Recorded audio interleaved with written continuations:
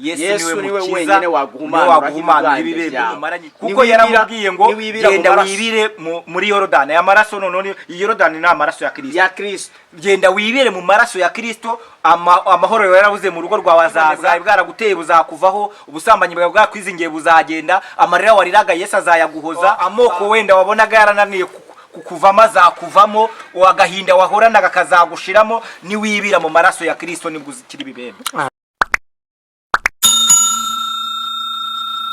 Reka nsenge nkuko arubinsabye tuvuge. Yesu turagushimye Uwiteka, uri Imana ifite imbaraga, ubutware n'ubushobozi, witwa ndiho kandi ntuhemuka. Tugushimiye neza yawe n'ubuntu bwawe. Tugeze kuri izi kamera Shaka Imana TV, tugiye kuvuga ubwami bwawe, ureke neza y'Imana ikore kandi udusoboje kuvuga ibyayo nkuko bikwiriye n'izina rya Yesu, amen. Nza ijambo Imana yashyize ku mutima wanjye ndabanza mbibwire. Nitwa Ngendahimana Elia, ndi umupapa. Murakoze. Reka dufate Bibiliya zacu dusome ijambo riri mu gitabo cya kabiri cy'Abami, bice 5 n'umurongo wa mbere. Turagenda dusimbuka imirongo ndi bubabwire. Ari ijambo mu gice cya umurongo wa mbere ku gice cya 5 umurongo wa mbere bivuze ngo Namani umugabo w'ingabo z'umwami w'i Siriya yari umutoni kuri shebuja kandi w'umunyacyubahiro, kuko yari we Uwiteka yaheshaga Abasiriya kunesha. Yari umugabo w'umunyacyubahiro w'intwari, ariko yari umubembe. Turasoma ku murongo wa 2. Icyo gihe Abasiriya bajyaga gutabara bakarema imitwe y'abanyazi. Bukeye bajya mu gihugu cya Isiraheli, banyagayo umukobwa muto, aba umuja wo kwa Namani. Tugere ku 10. 10 ravuga ngo Elisa herako amutumaho ati, genda wiyuhagire muri Yorodani 7, umubiri uzasubira uko wari uri, nawe uzaba uhumutse. 11. Namani abyumvise ararakara, arivumbura ati, nahoze ngira ngo arasohoka ahagarare atakambirwe izina ry'Uwiteka Imana ye, anebarembyeho intoki hejuru y'ibibembe ngo ankize.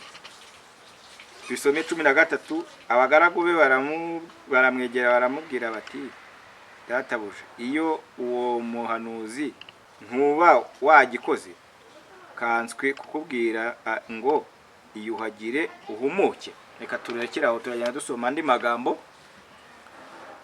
Imana yashyize ku mutima wanjye ijambo rivuga ngo nubwo uhanura, nubwo ubwiriza, nubwo uri umuvugabutumwa nk'uko nanjye ndi kubuvuga, ariko ntuyobewe ko ubivugira ku bibembe. Ushobora kuba wambara kositime, tukakubona wambaye kositime, uri mu modoka ya Range Rover, ariko ufite ikibembe cy'ubusambanyi bwakunaniye. Ushobora kuba uri umuhanuzi, ariko ufite ikibembe cyakunaniye cyo kubeshya. Ushobora kuba abantu bakubona uri umunyacyubahiro. Uyu mugabo Namani ngo yari umugenero. Bibiliya yatubwiye ngo ni Uwiteka yaheshaga kunesha Abasiriya. Ariko nubwo yari afite izo mbaraga, ari n'umunyacyubahiro, ariko yari umubembe. Uzi ko umuntu ushobora kumubona aryama muri etaje ariko ayiryamanyemo ibibembe? Uzi ko ushobora kubona umushumba cyangwa umupasiteri asenga ari kubwiriza cyane, ariko yikoreye ikibembe cy'urugo, atajya yumvikana n'umugabo cyangwa n'umugore? Ikibembe se. Uzi ko umuntu aba afite ikibembe atarwondwa ijosi, kandi yagera imbere ry'iteraniro akadusira ibanga. kandi anukira bo mu rugo yo binjiye bafunga amazuru. Kubera iki barabati nimuhisha ibintu tsoraje, kuko ntiyumvikana, ntagira urukundo rwo gukunda umugore, ntagira n'urukundo rwo gukunda abana, kandi ntibimubuje kuba potere, ntibimubuje kuba bishop, ntibimubuje kuba umushumba mukuru, ntibimubuje kuba umupasiteri, ntibimubuje kuba umuririmbyi, ntibimubuje kuba umudiyakoni, ariko nubwo udiyakoni urumubembe. Bivuze ngo abantu bafite ibibembe by'uburyo bwinshi. Abantu bafite ibibembe by'uburyo butandukanye. Badre, uzi ko umuntu agenda gutya muri costume, ariko afite ikibembe ari umubembe. Ngo nuko rero ngaba basirikare ngo uyu mugabo agira amahirwe, haba harakana gafite ijisho ry'umwuka. Hari ijambo numvishemo warivuga ryavuze ngo nta manu wo nguwo yari umugaba w'ingabo shirezagaho abasiriya kunesha abanzi ba, ariko yarabembye. Bivuze ngo nubwo wumva ushobora kubura igitangaza iwawe ari kubembye, ushobora kubura igitangaza mu itorero ari kubembye.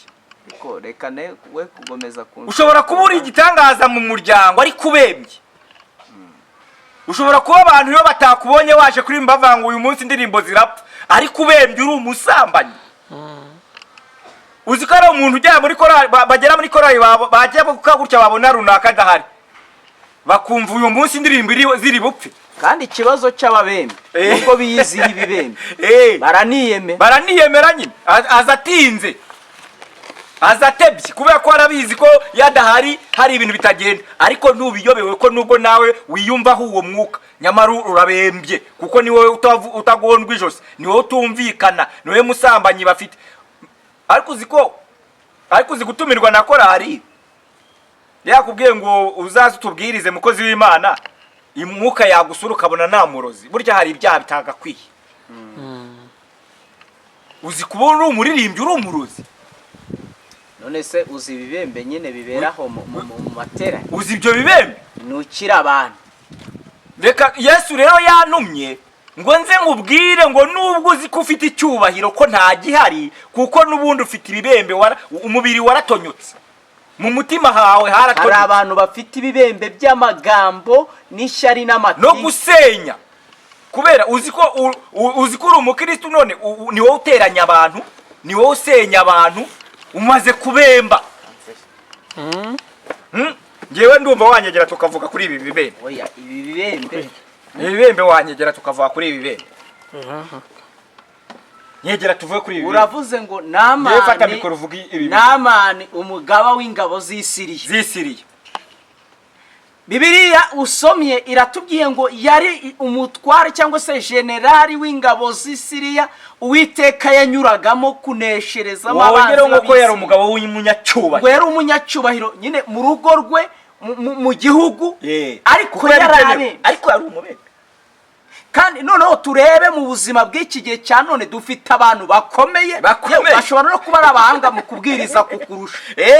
Nubwo uri imbere hano ubwiriza, turi kuvuga baturusha no kubwiriza, yewe ni n'abanyamavuta, ni abanyacyubahiro baremerwa. Niyo bakoze ibiterane barabahamagara bakabana n'amatike ndetse bakabana n'amafaranga, ariko batanayasabye, ubundi batanayasabye kubera icyubahiro bafite, ariko barabembye. Ushobora kuba udukurikira, nushaka kuba ukomeye ute, ni warusha umugabo bita Yohana, cyangwa se Yohana uzi ko yigeze agira ikibembe na Yesu akakimubonaho, atumye kuri Yesu ngo niba ni wowe cyangwa dutegereze. Bivuze ngo ikibembe cyo kunamuka, cyo kwibagirwa Imana cyari cyaramuteye mu mutima.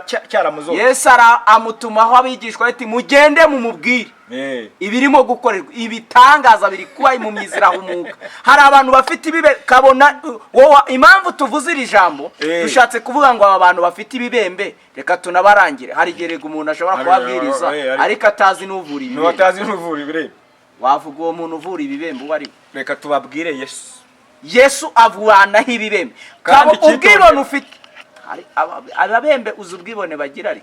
None se sinakubwiye ko impamvu abazi ko ari nimero ya mbere. Nawe reba genero, reka bari umurongo natarutse ngo bambwiye ngo ugenda wihagire muri fata yego Nabani yego urumva arababwira ati urwo izo nzuzi ngewe murambwira mu nge mu kidendezi sinsize fata Yorodani yewe ndajya muri iki kiziba cyo ngewe nsize pisine dusize inzuzi zirama fata irahari ngo arazisobanura ngo ariko baramubwira ati ariko ubundi uretse kwihagarara wakikozeho kumva ko imyenda itatangiye gufata muri ibyo bise byaranutse uzi ko abantu bamaze gukora ibyaha afande uretse icyubahiro ufite ubundi uzi ko ugenda utunuki uzi ko twari twaratinye kukubwira bitewe n'icyubahiro ariko kubera yuko tugeze imbere yaho tukwerurira uko tugeze aho tukwarira kandi hari umukiza tukubwiza ukuri uyu niwe wagukiza kuko turambiwe n'umunuko wawe noneho bivuze iki reka turangire abantu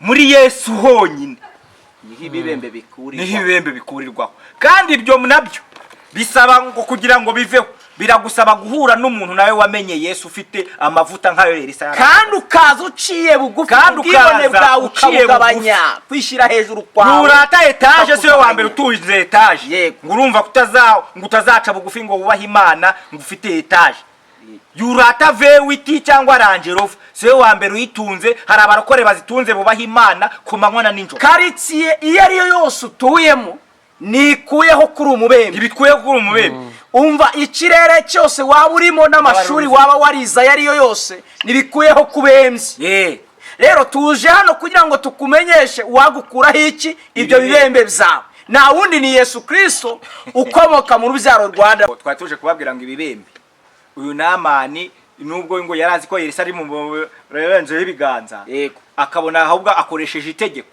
itegeko tubahabwiye ni irya Yesu niwe wenyine waguhumana ibibembe umaranye igihe kinini kuko yaramubwiye ngo genda wibire muri Yorodani amaraso none Yorodani ni amaraso ya Kristo genda wibire mu maraso ya Kristo amahoro yarabuze mu rugo rwawe azaza ubwibone bwawe bwaraguteye buzakuvaho ubusambanyi bwawe bwakwizingiye buzagenda amarira wariraga Yesu azayaguhoza amoko wenda wabonaga yarananiye kukuvamo azakuvamo agahinda wahoranaga kazagushiramo niwibira mu maraso ya Kristo nibwo uzikira ibibembe nagira ngo dusoza mbwira abantu wenda tuvuze ku bijyanye na ADPR ariye tuvuga kuri intambara zikavuka icyo twari dushatse kuvugaho twanarijeho nibyo tumaze iminsi twumva abantu bavuga batindaho ngo pasteri mugasanga bateye umushumba mukuru w'itorero amabuye ngo kubera iyo myanzuro kandi n'itegeko ryacu yemera yuko umugore rwose ari aza nawe aza imbere ntacahezwamo kandi ikindi turi mu cyo bita iki uburinganire cyangwa se ubwuzuzanye nukuvuga ngo rero twuzuzanya muri byose kuki muzuzanya mu rugo mukuzuzanya mu mafaranga kuki mutakuzuzanya se mu gusenga no mu nshingano z'itorero kuki se mwuzuzanya ushaka katanga icya 10 kingana n'ibyo yungutse kuki udashaka ko mwuzuzanya no mu kugira gute no mu nshingano zo gukora iby'Imana mwuzuzanye muri byose icyo rero wenda kitazaba intambara n'amatiku nuko tukivuze nushaka ko dusoma na Bibiliya icyo gihe tuzayisoma turebe icyo Bibiliya igenda inabivugaho ibindi bisigaye byarengaho ngaho byaba ari intambara n'amatiku ntabwo turi mu ntambara n'amatiku ahubwo twavuga gukuri kw'ibihari Yesu abaha umugisha Imana ibahiteho cyane akoze b'Imana narifashijwe numva nuruka higeza nirukanga kugira ngo gine oya ntabwo yewe nkunda kufashwa ubundi twavuga kuri iki kibembe kandi turangiye abantu ko nta handi Elisa yarangiye Namani ni muri Yorodani kandi tusanze Yorodani hari n'amaraso ya Kristo